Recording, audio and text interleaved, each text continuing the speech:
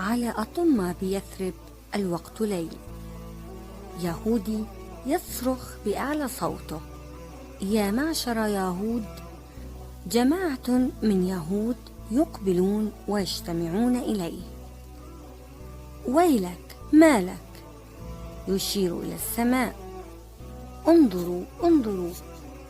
يتطلعون إلى السماء. ماذا؟ طلع الليلة نجم أحمد. عبد المطلب بجوار الكعبة. امرأة تجري نحوه تصيح: أبشر يا عبد المطلب، أبشر. ماذا؟